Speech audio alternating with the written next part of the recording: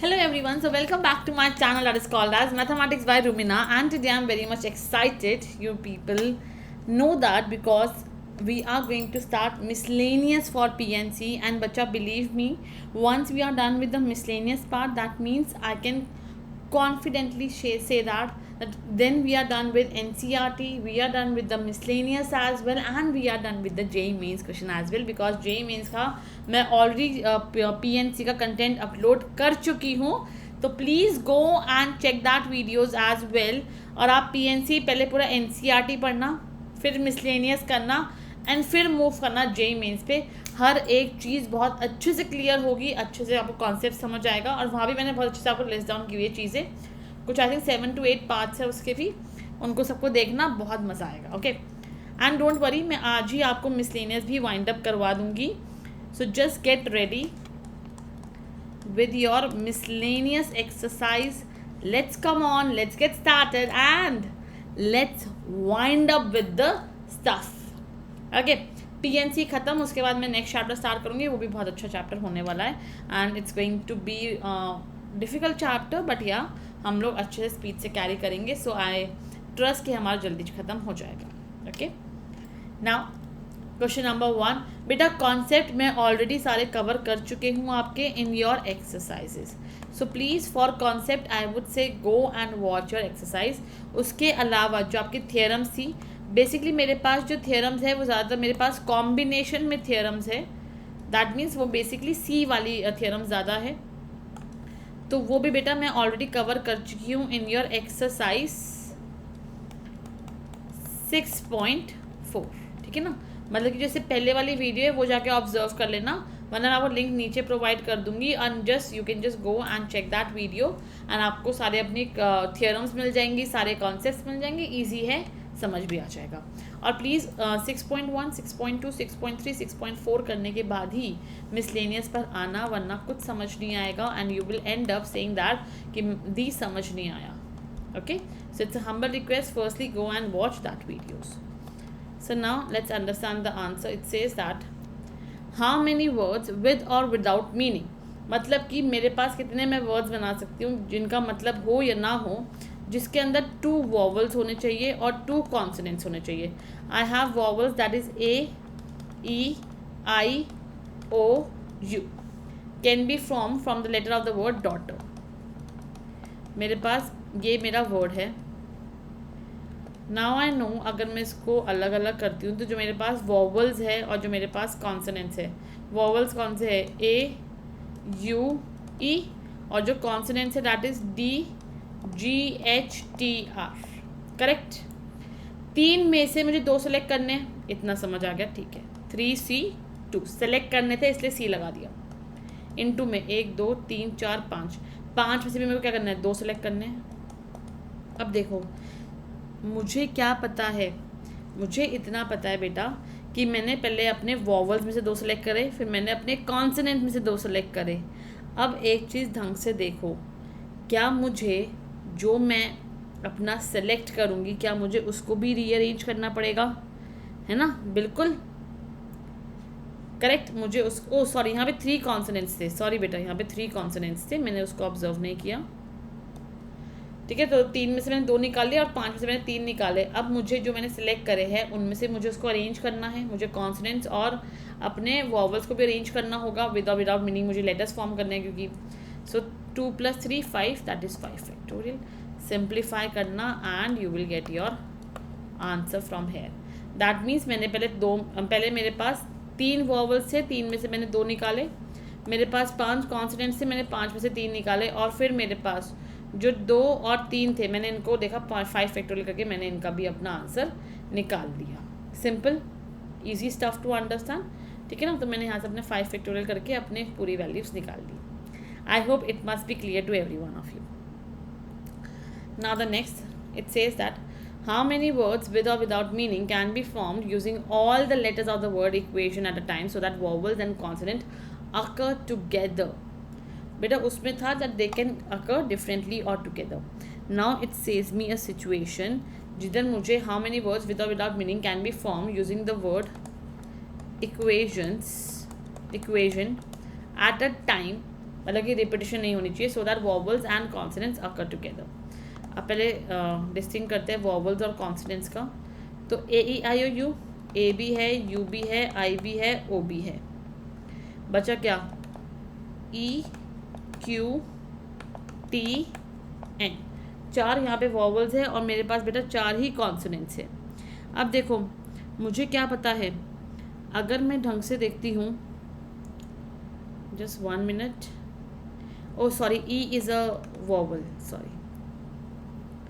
So I have 5 vowels and I have 3 consonants. तो बेटा सबसे पहली बात, अब मुझे इसमें सिर्फ अरेंज करना है, since it says that vowels and consonants occur together. So पहले मैं किसको अरेंज करूँगी, बाद में मैं किसको अरेंज करूँगी, सिर्फ उस पर ही मेरा क्वेश्चन जो है पूरे का पूरा वो डिपेंड करेगा। सो अगर मैं यहाँ से बच्चा अच्छे से ऑब्जर्व करती हूँ अपना, सो आई सिंपली नो दैट कि सबसे पहले आई have 5 vowels and I have my 3 consonants. That means if I want to arrange my 5 vowels, I can arrange them in 5 factorial ways, and if I want to arrange my 3 consonants, I can arrange them by 3 factorial. And also मुझे पता है मेरे पास 2 groups है, एक vowels का है और एक consonants का है. So I even want to arrange my vowels and consonants, and that would be into 2.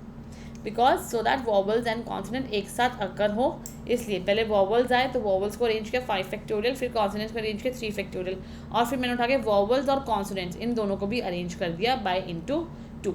Solve करना आपके पास इजीली आपका आंसर आ जाएगा. इसका आंसर है मेरे पास 1440. I will just request you all to do the calculation, check the answer, because I'm just going to write the answers as it is. Okay.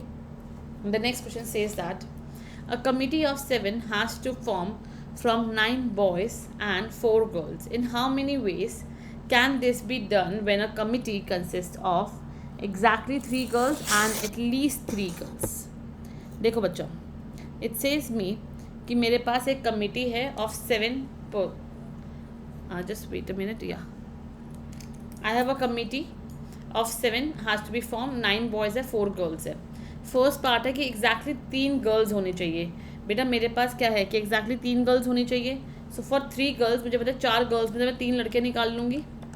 Correct, मैंने select कर ली. अब देखो बेटा मुझे 7 बंदे चाहिए थे, 9 बॉयज़ है. अब जब मैं 7 में से 3 निकाल चुकी हूँ, 7 में से 3 निकाल चुकी, तो कितने बचे मेरे पास? 4 बचे. तो डैट मीन्स मैं 9 बॉयज़ में से अपने 4 बॉयज़ को भी सेलेक्ट कर लूँगी. तो 4C3 into 9C4, and that is going to give you the answer. Just simplify it and solve it yourself. You will get the answer, and the answer is going to be 504. And now for the B part, if I just see at least 3 girls, मतलब कि 3 girls तो होनी चाहिए, उससे ज़्यादा भी हो सकती है. So in this I will make cases, और मैंने लास्ट क्लास में क्लियर किया था, whenever you are going to make the cases just add your cases. ठीक है ना. सो देखो बेटा पहले तो यही केस बनेगा कि एटलीस्ट 3 गर्ल्स, तो 3 गर्ल्स हो सकती है, उससे ज़्यादा हो सकती है. सो 4C3 9C4 प्लस. अब सेकंड केस क्या बनेगा? जस्ट सपोज कि मैंने 4 गर्ल्स सेलेक्ट कर ली. सो 4C4 into, अब बेटा देखो 9 बॉयज़ थे, अगर मैं 7 में से 4 को सिलेक्ट करूँगी तो कितने हैं? 3. तो 9C3. सॉल्व कर लेना, आंसर आ जाएगा. सिंपल क्वेश्चन था, बिल्कुल भी डिफिकल्ट नहीं था. और इसका आंसर क्या है? 588. थर्ड क्वेश्चन है एट मोस्ट 3 गर्ल्स, ज़्यादा से ज़्यादा 3 लड़कियाँ, मतलब कि कम से कम 0 भी हो सकती है. तो अगर मैंने पहले 0 लड़कियाँ ली तो मैं 9 में से 7 लड़के लूँगी. अगर मैंने 4 में से 1 लड़की ली तो मैं 9 में से 6 लड़कों को लूँगी. अगर मैंने यहीं पर प्लस, अगर मैंने यहीं पे 4 में से 2 को लिया तो मैं 9 में से आपका कितना? 5 को लूँगी. और अगर मैंने एटमोस्ट ज़्यादा 3 चाहिए मेरे को, अगर मैंने 3 को लिया तो मैं अपने 9 में से बॉयज़ में से सिलेक्ट करूँगी 4 को. क्लियर है? आई होप इतना सिंपल टास्क था, डिफ़िकल्ट नहीं था, बट हाँ you need to solve it and you need to obtain such answers. Answer है 1632. ओके, कुछ नहीं किया. देखो बेटा जब 0 थी तब मैंने 7 बच्चे सेलेक्ट करे, जब 4 में से 1 किया तो 9 में से 6 बॉयज़ सेलेक्ट करिए. जब मेरे पास 2 लड़कियां थी तब मैंने अपने 5 बॉयज़ सेलेक्ट करे, और जब मेरे पास 3 लड़के थे तब मैंने अपने 4 बॉयज़ सेलेक्ट करे. तो अगर मैं सम देखती हूँ तो ऊपर मेरे पास जो नीचे जो सम होगा वो मेरे पास हर बार 7 ही बनेगा, बिकॉज मेरे को सिर्फ 7 लोगों की ही टीम बनानी थी। That's it. अब आगे चलते हैं। आई होप कि यहाँ तक सबको सब कुछ समझ आया होगा।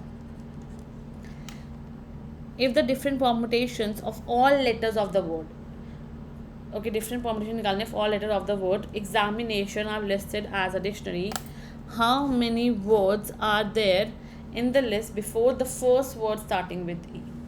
देखो बेटा, मेरे पास क्या है, मेरे पास ए है, बी सी डी मेरे पास है ही नहीं इस एग्जामिनेशन वर्ड के अंदर।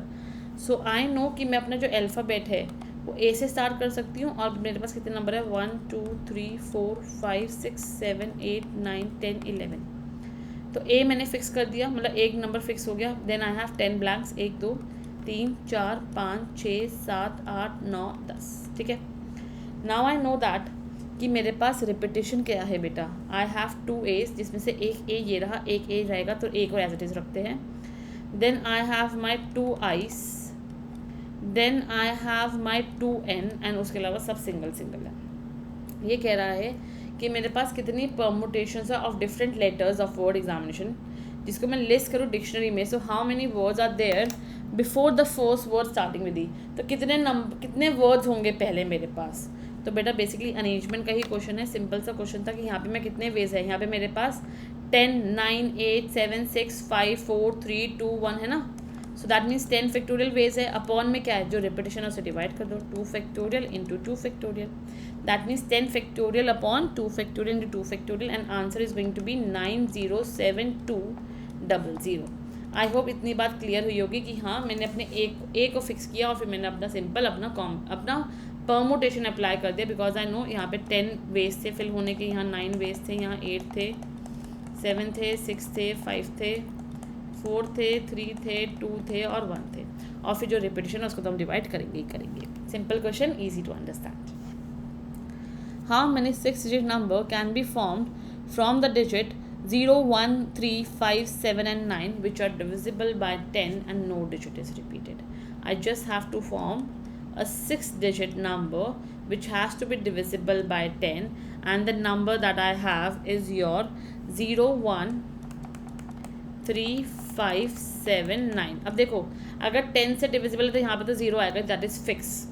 जब यहाँ पे फिक्स है, no digit has to be repeated, तो देखो बेटा 0 तो हट गया मेरे पास से, 1 2 3 4 5 नंबर, अब मेरे पास 5 नंबर बचे हैं। तो मुझे पता है जो लास्ट ब्लैंक है, सेकंड लास्ट ब्लैंक है, इसमें कितने वेज है फिल होने के, 5 वेज है, इसके 4 वेज है, 3 वेज है, 2 वेज है और 1 वेज है। Since I know that no digit has to be repeated, so this is the perfect answer to obtain. That means basically मेरे पास आंसर क्या आएगा, 5 factorial, and the answer is going to be 120, because yes I know 0 fix किया, तो बस मेरे को इनको अरेंज करना था और ये 5 फैक्टोरियल वे से ही अरेंज हो सकते हैं।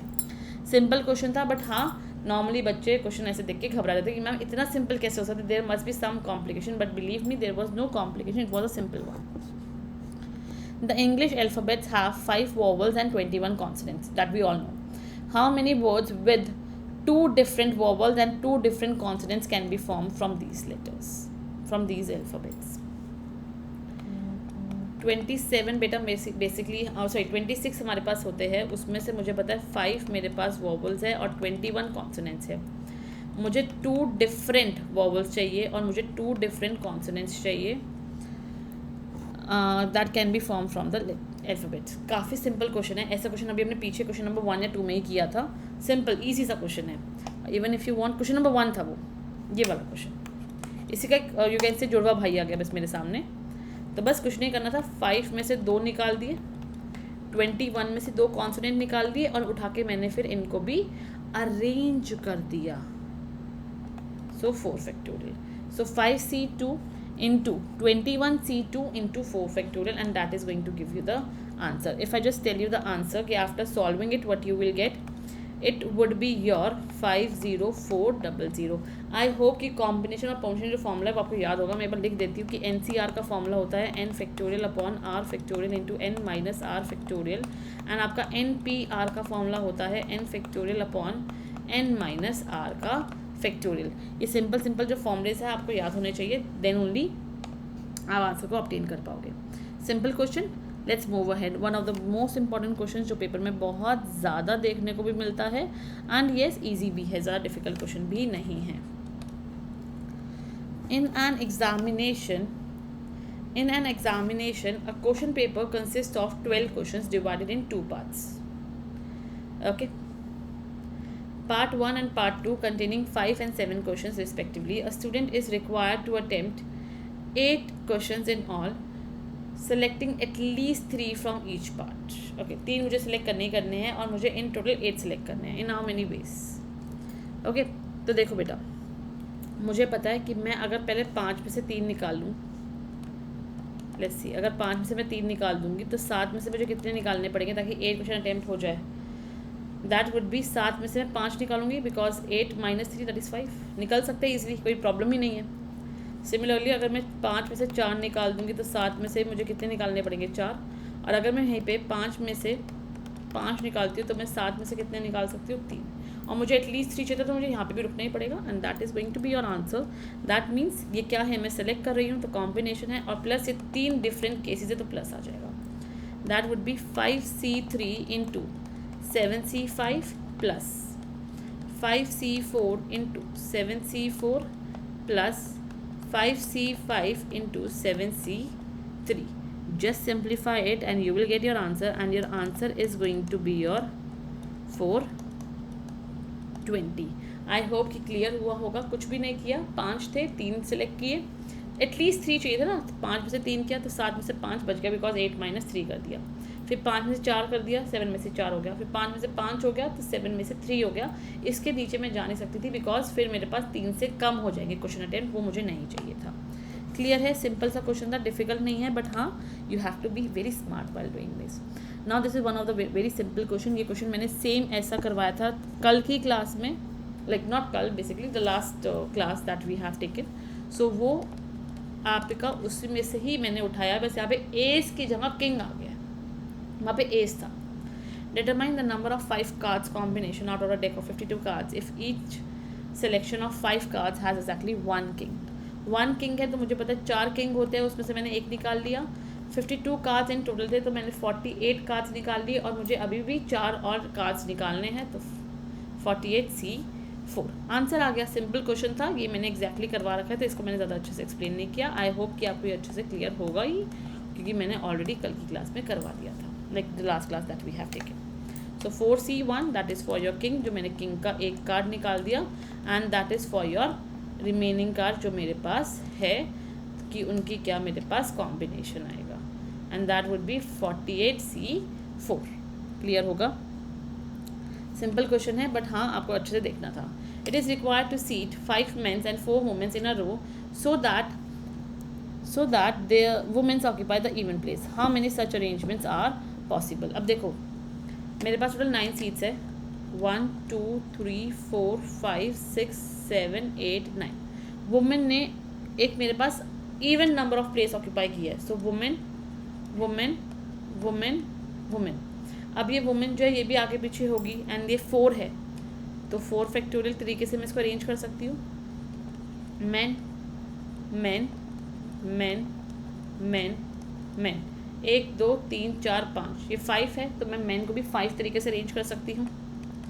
सो 4 फैक्टोरियल इंटू 5 फैक्टोरियल. अब ये मुझे बोलता है कि मुझे वुमेन और मैन को भी अरेंज करना है, तो बेटा मैं उठा के इंटू 2 कर देती, बट ऐसा ये कुछ नहीं बोल रहा है, तो मैं सिर्फ 4 फैक्टोरियल इंटू 5 फैक्टोरियल करूँगी, and that is going to give me the answer as 2880. Simple question था, बट हाँ आपको आना चाहिए था.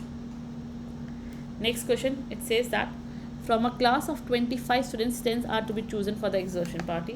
There are 3 students who decide that either all will join or none will join.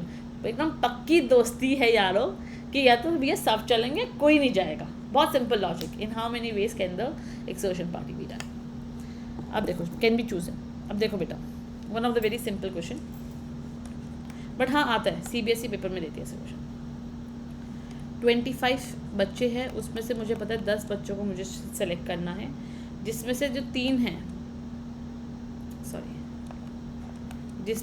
हैं या तो वो जाएंगे या फिर वो नहीं जाएंगे, और जो 7 है वो फिर उस पर डिपेंड करेंगे.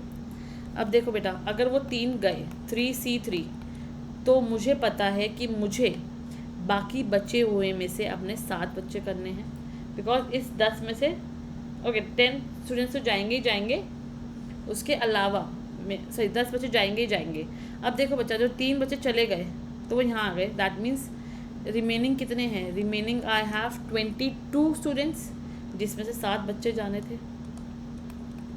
तो देखो इन सबका सम 25 है, इसका सम 10 आ गया, तो 25 और 10 सेटिस्फाई हो जाता है। एंड सेकेंड केस क्या होगा? मैं यहाँ पे गलती से मैंने यहाँ पे मल्टीप्लाई लगा दिया। Second case would be that कि अगर 3 में से एक भी नहीं गया तो मुझे पता है कि इस 22 में से 10 के 10 बच्चे जा सकते हैं। सो 22C 10 सिंप्लीफाई करना and you will get the answer. Answer is 817190। देखो अगर तीनों बच्चे गए तो मुझे पता है 22 में से 7 बच्चे जाएगा, है ना। वहीं पे अगर सिर्फ और सिर्फ ये तीनों बच्चे नहीं गए तो मुझे पता है 22 में से ही 10 बच्चे जाएंगे, और दोनों सेटिस्फाई हो गए। यहाँ पे भी मेरे पास 10 बन गए, यहाँ पे 25 बन गया, यहाँ पे भी 25 और यहाँ पे 10। आंसर आया 817190। सिंपल क्वेश्चन था, डिफिकल्ट बिल्कुल भी नहीं था। One of the very easiest question, ऐसा हम क्वेश्चन पहले भी कर चुके हैं। In how many words the letter of the word association arranged? Arrange आ गया तो क्या लगेगा बेटा? अरेंज आ गया, that means it is a question of your permutation. So that all S are together, सारे एस जो है वो एक साथ रहेंगे। ऐसा क्वेश्चन हम ऑलरेडी कर चुके हैं। आई होप कि आप लोगों को आना चाहिए। 1 2 3 4 5 6 7 8 9 10 11 12 13 वर्ड है इन टोटल। एस कितनी बार है? 1 2 3 4 बार एस है। ऑब्वियसली मैंने बताया था, इसका क्या करो, इसका उठा के एक ग्रुप बना लो। तो मेरे पास टोटल इन 9 लेटर्स बने, है ना। 1 2 3 4 5 6 7 8 9 लेटर्स बच गए मेरे पास। अब मैं उठा के इसे कंबाइन करूँगी तो क्या होगा? 10 मेरे पास बेसिकली मेरे अरेंजमेंट रहेंगी, बिकॉज आई नो कि अगर वो 4 लेटर एक साथ है तो वो चारों अपने आप में जो करेंगे वो बात की चीज़ है। पहले मैं इसके ग्रुप बना के अपने 10 चीज़ों को अरेंज कर देती हूँ। सो 10 फैक्टोरियल अपॉन, अब देखो बेटा रिपीटिशन किसकी है? एस को तो छोड़ दो बिकॉज वो अलग से है। यहाँ पे क्या है? 3 ए है, सो 3 फैक्टोरियल। फिर मेरे पास 2 आई है, 3 ए है, ये रहा।